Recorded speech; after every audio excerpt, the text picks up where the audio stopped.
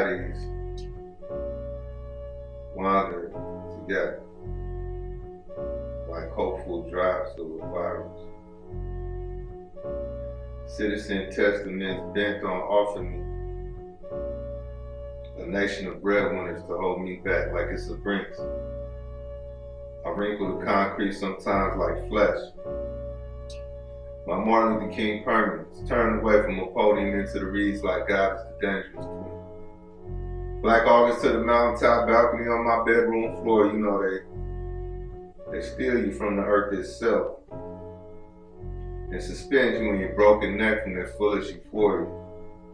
From the loyalty off of their great superstition, as loyalty off of their agrarian reform, I return to my mother completely disrespected.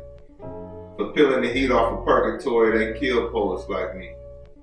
Walk me away from my poems, never to be heard from again. In this final industrial complex of bloodlines picked over, picked through, a sporting spiritual depth that your devil at least have made police become a pretty word. I'm reading a lynch mob shoestrings like they were teaching you how to write about cities. It's the 25th century in the mirror, people. Tyranny against your chump change, your attempt to be mocked even with a gun in your car. Cubit of needlework spelled tuned for the proletariat, the relapse ministry. Towns of people curled up in a fetal position next to a diamond dime, just another service day in the theatrics of tea house fashion. Here goes the poet, killing without killing. Never mind this painting of your language, now be a meaningful lynching.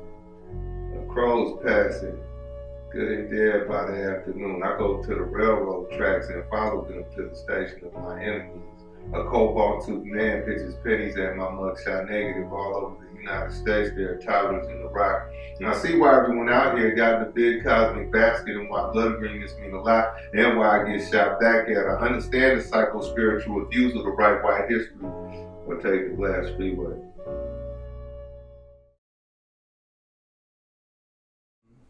Okay, so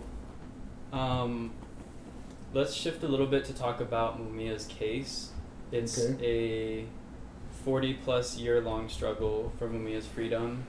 Can you, this might be a lot, but can you give us some sort of summary or some high points or like major like significant transitions or breakthroughs in the case? Yeah, and just so you know, I don't represent Mumia in the criminal case. Judy Ritter and Sam Spital represent him and are doing a great job. You know, to put it bluntly, you know, Mumia was framed. It was a street shooting where an officer ended up dead.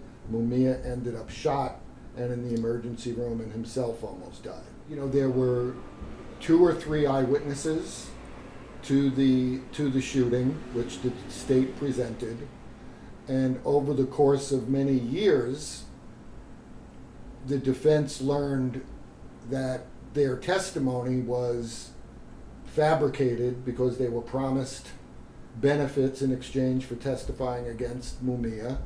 There was this guy, Chobert.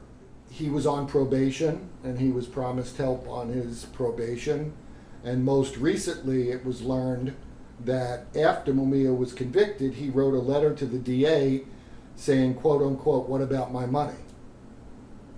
And, you know, the lawyers found this. So that was, you know, Chobert, and there were 2 other civilians on the street. One woman, Veronica Jones, didn't identify Mumia at trial, and after the trial, this other woman, Cynthia White, did. But Veronica Jones testified at a post-conviction hearing that the police told her, look, and Veronica Jones didn't identify him, saw men running, and it was like, well, you know, if you change your story and say that and identify him, we can do this for you, and this for you, and this for you. And the police told her they made the same offer to Cynthia White. So this was all suppressed from the defense. And there's also an issue about the systematic exclusion of black people from the jury, which was a big issue in his case. And we could go on for hours about the intricacies in his case. Essentially, He brought several petitions for a new trial in Philadelphia. The first one before Judge Sabo, who sentenced him to death and was never going to give him a fair hearing, and they were denied. About 4 or 5 years ago now, I think it would be, there was a Supreme Court case that he tried to take advantage of, this Williams case, about whether a judge could be a DA and still hear the appeals. But he went to court on that claim, and during the course of those proceedings, the DA disclosed that they had just found 26 bankers' boxes of material on his case. Yep. And Judy and Sam, his two lawyers, went through all of those boxes, and they were the ones that found the letter from the witness about where's my money and some other stuff. They also found notes by the trial prosecutor making a record of the race of jurors to support the Batson, what's called the Batson claim. There was a petition. By this time it was turned over to Judge Clemens, and she denied the motion for a new trial without even a hearing. Yeah. Not even putting Chobert on the stand to say, what did you mean by give me the money? If you were the judge, wouldn't you want to at least hear from him? Even if he lies about it. I mean, but she refused to do that. She denied him a new trial, and currently that decision is on appeal. Yeah. And so they're prosecuting that appeal. One of the difficulties in the Mumia case is that people, if you're not closely involved like I am, you can kind of get exhausted by all of these facts. And you know, when you're talking to friends just in the movement and you're not a lawyer and you try to explain why this man needs a trial, it's like an encyclopedia. Yeah, it's complex. And it's complex. Very complex. But the bottom line is, they framed this man.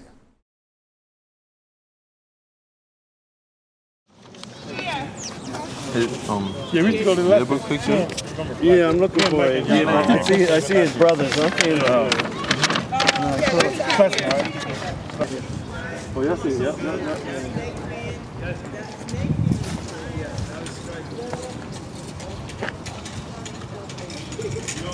Please, bro. We just out here from New York. We're About the People podcast as well as Spirit of Mandela. And we're really trying to just change the narrative, right, with our political prisoners, our prisoners of wars, and people of color, right, and poor people at the bottom, really, that it's not a lot of hate out here and it's not a lot of nonsense. It's really media that portrays this and media that constantly push this in our brain, and now we start believing the shit, and it's not really true. So that's why we got to get out here. Until you look into it yourself. Yeah, get out here to the community and actually see the people that really know Mumia. These blessings and free to land. We out here in the city of brotherly love to celebrate Mumia Abu-Jamal's birthday, 60th birthday. Mumia! Bring him on! Mumia! Bring him on! No peace! Peace. Mumia Abu-Jamal's release from justice! No peace! Till Mumia Abu-Jamal's release from justice! No peace! Till Mumia Abu-Jamal's release from justice! No peace! Till Mumia Abu-Jamal's release from justice! No peace! Till Mumia Abu-Jamal's release from justice! Assistance. And because Mumia spoke out for those people, he became a target of COINTELPRO, a federal counterinsurgency program that was geared to destroy black, brown, Caucasian resistance in this country. And they targeted the organizations for destruction, they targeted the leaders for destruction and for assassination. And so many people succumbed to this COINTELPRO program. And Mumia Abu-Jamal was targeted as a youth in the Black Panther Party right here in Philadelphia because they seen the power of his voice. This is way before he became the voice of the voices as we know him to be today. Prisons are now universal, and here in the United States, it's an industry. It's a whole profitable industry. Israel itself is a highly militarized prison state where half of the population, the entire indigenous population, lives under military occupation. And so with these prisons everywhere, you might be tempted to think that it's a normal thing because every country has it, but it's not. They want to keep this system going to promote them. But they are not us. The them, they are not us. We don't benefit from this system, which is why some bridges need to be burned. And for all of us out here, I'd love for us to be the ones to pour the gasoline, light the fire to burn that bridge down, and allow the fire that blazed from it to be the light for the other people coming behind us. That's right. Mumia Abu-Jamal has thrown many matches, burning bridges of injustice through his journalism, explaining and speaking about injustice and exposing injustice. To me, he was a nice guy. He was down to earth. He was down to earth person. He told you just like he was our class president at start of class, our junior high. Right. When we graduated from there in '68, and he gave us direction. He was very vocal. How was that? Him as class president. Oh, he was good. He was. So what you're saying is that Philly really has love for Mumia. Yeah. Oh yeah. It's just a myth. It's yes they do. Yes they do. It's the system that putting it out there. Yes. And so they run with that on the mainstream, and it continues to be cop killer. Yeah. And you would Yeah. To switch that. We here to switch that. That's why we have these. We here to change the narrative and let people know that the people in Philly love Mumia. We definitely want to go inside Mumia's old apartment, check it around, and look around inside there. I don't know. Yeah, I know. Yeah, we spoke to them. Yeah, we spoke to them. Oh, okay. And we really just trying to get a feeling of the community that Mumia actually grew up around. Because the stigma is that he's a cop killer, people don't really like him, he's hated. And especially us in New York, we want to change that narrative that's false, right? People love Mumia, the community loves Mumia. And we really, it's just, like I say, it's the white people downtown. Yeah, of course. And the system that they set up, the system that they don't like that we're not going to go by, and that's what it is. Yeah. And why they got the upper hands? What can you do? The country's changing. We're going to be dead going before it's browning like they're trying to prolong it. The country's changing. Triplets, a surviving triplet, and I had a set of twins, boy-girl twins. That's why I say energy. This is why I said something is going on. So, like, whoever was here, we are connected some type of way, like the energy. Wow. Yeah.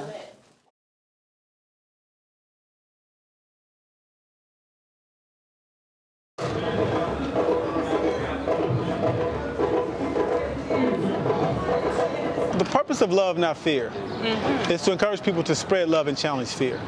If we're talking about love, and there's a love statue, a love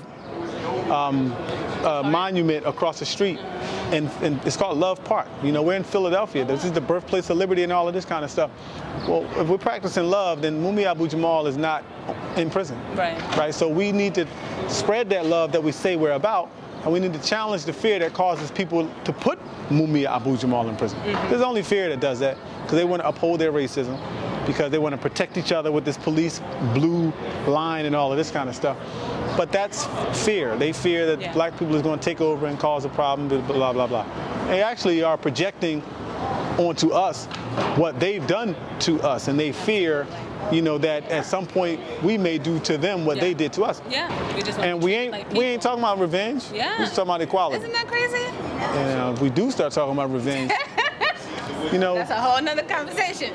So we just, you know, so we spreading love and challenging fear. 40 years, y'all. 40 years. If you've never heard of him, his name is Mumia Abu-Jamal.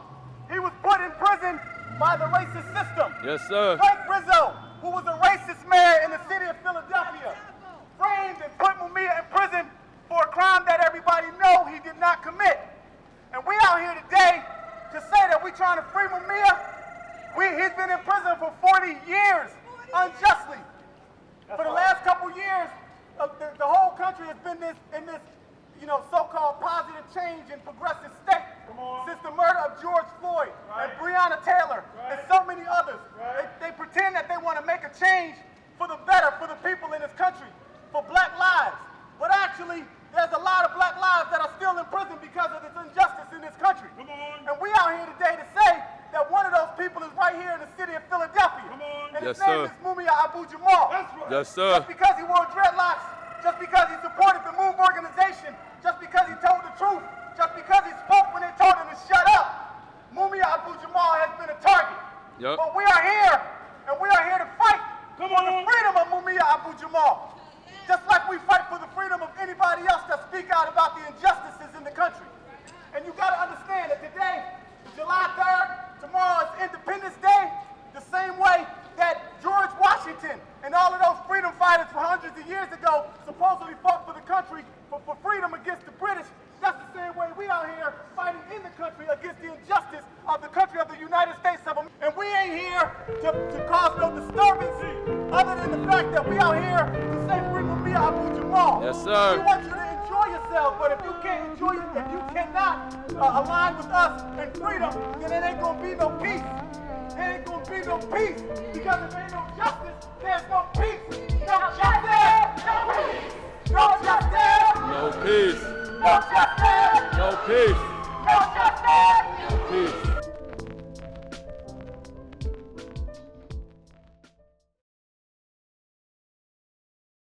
Resisting Cop City is really state terror. It has to be called out. Call them by their names.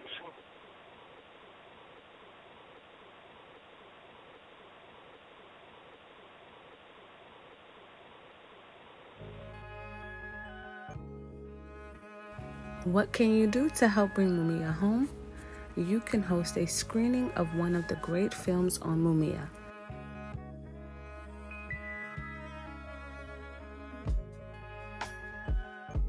Like Long Distance Revolutionary or Justice on Trial.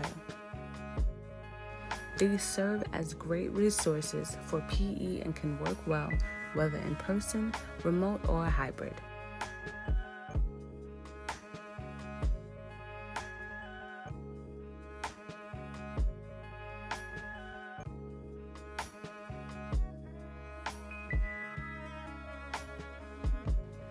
Film links can be found on our Linktree.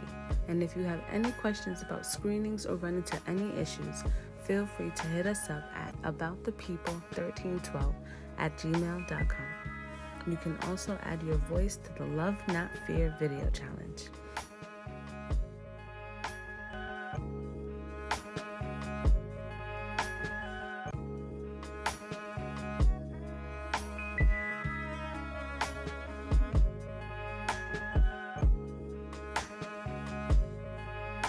Wanted to make this post to let folks know how important the freedom of Mumia Abu-Jamal is.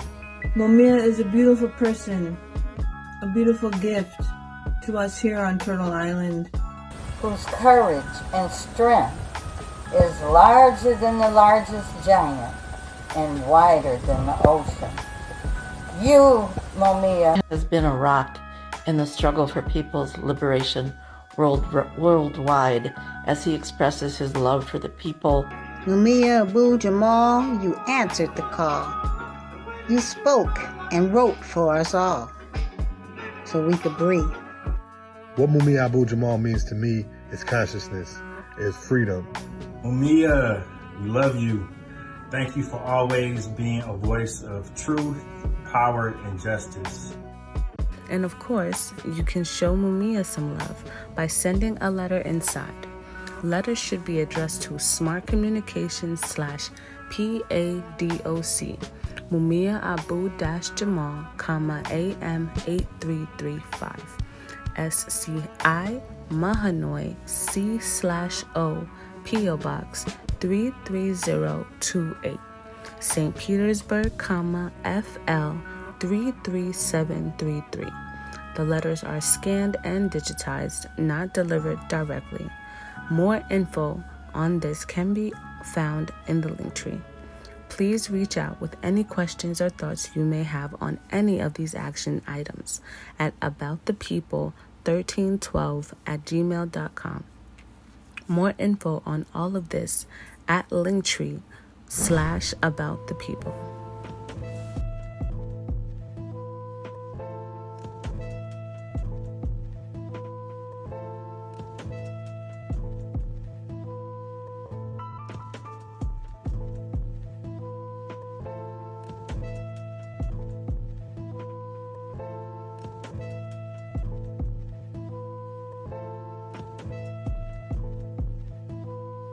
The U.S. corporate government remains guilty of ongoing genocides. Want to build alternative, counter-genocidal modes of governing ourselves? Connect with us in building the People's Senate. You can find out more at spiritofmandela.org/peoples-senate, and you can email peoplesenate@spiritofmandela.org for more info. We are our own liberators.